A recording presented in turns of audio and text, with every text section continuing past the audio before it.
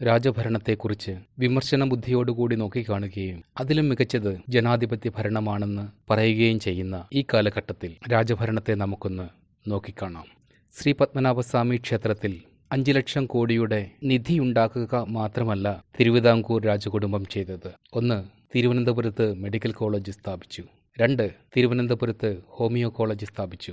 3. തിരുവനന്തപുരത്ത് women's college സ്ഥാപിച്ചു. 4. തിരുവനന്തപുരം വിമാനത്താവളം നിർമ്മിച്ച് പ്രവർത്തനക്ഷമമാക്കി. 5.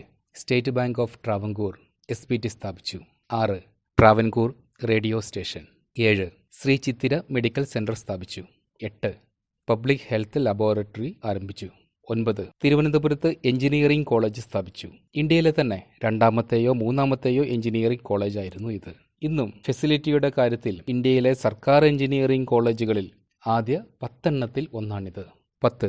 അവിട്ടം തിരുനാൾ ആശുപത്രി സ്ഥാപിച്ചു.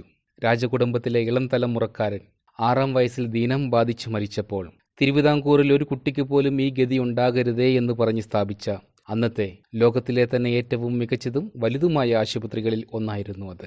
ഇന്നും കേരളത്തിലെ മാത്രമല്ല ഇന്ത്യയിലെ തന്നെ ഏറ്റവും മികച്ച ആശുപത്രികളിൽ ഒന്ന് തന്നെയാണിത്.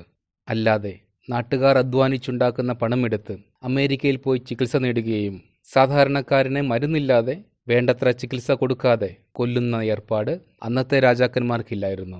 11. 1937 നവംബർ 1 ട്രാവൻകൂർ യൂണിവേഴ്സിറ്റി അഥവാ തിരുവിതാംകൂർ സർവകലാശാല, അതായത് കേരള സർവകലാശാല തന്നെ, അതിൻ്റെ വൈസ് ചാൻസലറായി ആദ്യം ക്ഷണിക്കപ്പെട്ടത് സാക്ഷാൽ ആൽബർട്ട് ഐൻസ്റ്റീനെ തന്നെയായിരുന്നു, അല്ലാതെ രാഷ്ട്രീയം കളിച്ചു നടക്കുന്നവരെയല്ല. 12. തിരുവിതാംകൂർ ട്രാൻസ്പോർട്ട് ഡിപ്പാർട്ട്മെൻറ്റ് സ്ഥാപിച്ചു. ഇന്നത്തെ KSRTCയേക്കാൾ മികച്ച സർവീസ്. കൊച്ചു തിരുവിതാംകൂറിൽ മാത്രം 1000-ലേറെ സർവീസുകൾ ദിനം പ്രതി ഉണ്ടായിരുന്നു. 13. തിരുവനന്തപുരത്ത് Shri Swathi Thirunal academy of music സ്ഥാപിച്ചു. 14.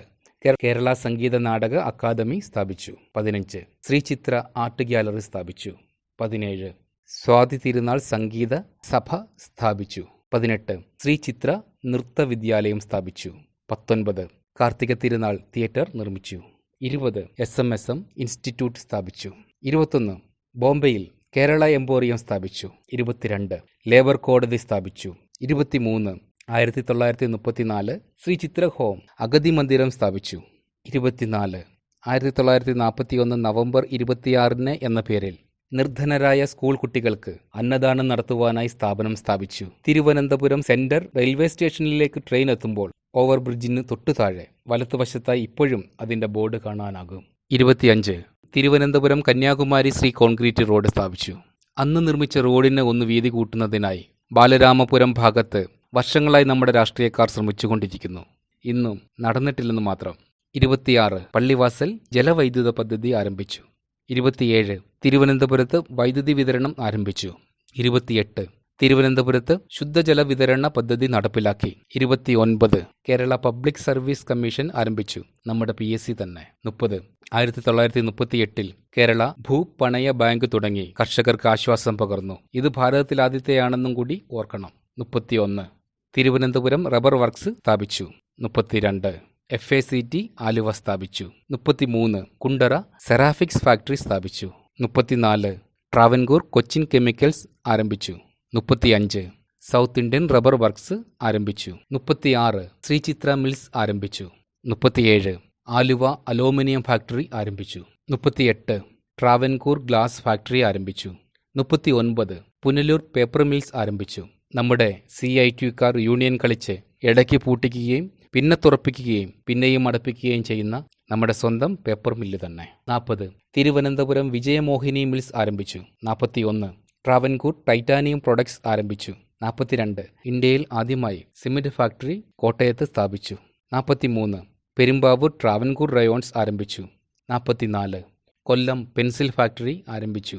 45. പുനലൂർ പ്ലൈവുഡ് ഫാക്ടറി ആരംഭിച്ചു. 46. ആലുവ ഫോറസ്റ്റ് ഇൻഡസ്ട്രി ലിമിറ്റഡ് ആരംഭിച്ചു. 47.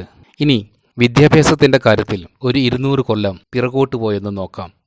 തിരുവിതാംകൂറിൽ 8 വയസ്സ് തികഞ്ഞ കുട്ടികളിൽ ഒരു കുട്ടി പോലും അക്ഷരമറിയാത്തവരായി ഉണ്ടാകരുത് എന്ന ഉത്തരവ് പുറപ്പെടുവിച്ച സ്വാതി തിരുനാൾ ഭരണത്തിൻ കീഴിൽ വിദ്യാഭ്യാസം വളരെ അഭിവൃദ്ധി പ്രാപിച്ചതായിരുന്നു. 48. പാഠപുസ്തക സമിതിയിൽ കേരളവർമ്മ വലിയ കോയിത്തമ്പുരാൻ തന്നെ അംഗമായിരുന്നു. 49. 20-ാം നൂറ്റാണ്ടിലെ ആദ്യ പാദത്തിൽ അധ്യാപകർക്ക് വെറും 7 രൂപ മാത്രം ശമ്പളം കിട്ടുമ്പോൾ 300 രൂപയാണ് തിരുവനന്തപുരത്ത് അധ്യാപകർക്ക് വേണ്ടി സാധ്യതിരുന്നാൾ നൽകിയിരുന്നത് എന്ന് പറയുമ്പോൾ വിദ്യാഭ്യാസത്തിന് അദ്ദേഹം നൽകിയിരുന്ന പ്രാധാന്യം നമുക്ക് ഊഹിക്കാം. 1817 റാണി ഗൗരി പാർവതിഭായിയുടെ നീട്ട് ഇതിന് വലിയൊരു ഉദാഹരണം തന്നെയാണ്. പാവപ്പെട്ട ജനങ്ങൾക്ക് അധ്യാപകർക്ക് ശമ്പളം കൊടുക്കാൻ വകയില്ലാത്തതിനാൽ വിദ്യാഭ്യാസം അന്യമാകുന്നത് കാരണം തമിഴും കണക്കും പഠിക്കുന്നതുവരെ ഓരോ സ്ഥലത്തും നിയമിച്ച് പാവപ്പെട്ടവൻ്റെ മക്കളെ പഠിപ്പിക്കുവാൻ ഉത്തരവിട്ടു.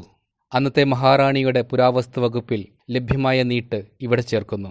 ഓരോ മണ്ഡപത്തും വാതിൽക്കലും തഹശീൽദാരും സംഗതികളിൽ ഒരുത്തനും പള്ളിക്കൂടത്തിൽ ചെന്ന് എത്ര പിള്ളേരെ എഴുത്തു പഠിപ്പിച്ചു വന്നു അവർക്ക് എന്തെല്ലാം അഭ്യാസങ്ങളായെന്നും വരെ എഴുതി കൊടുത്ത് വേണ്ടതിനും ചട്ടം കെട്ടി ഓരോ മാസം തികയുമ്പോൾ വിവരമായിട്ട് എഴുതി നാം ബോധിപ്പിക്കുന്നതിന്.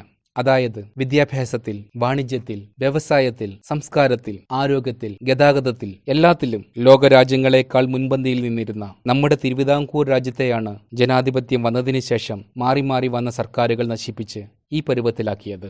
എന്തിനധികം പറയുന്നു, രാജാവ് അന്ന് നിർമ്മിച്ച ഡ്രെയിനേജ് സിസ്റ്റം തന്നെയാണ് ഇന്നും തിരുവനന്തപുരത്തെ പ്രധാന അഴുക്കുചാലായി പ്രവർത്തിക്കുന്നത് എന്ന് എത്ര പേർക്കറിയാം.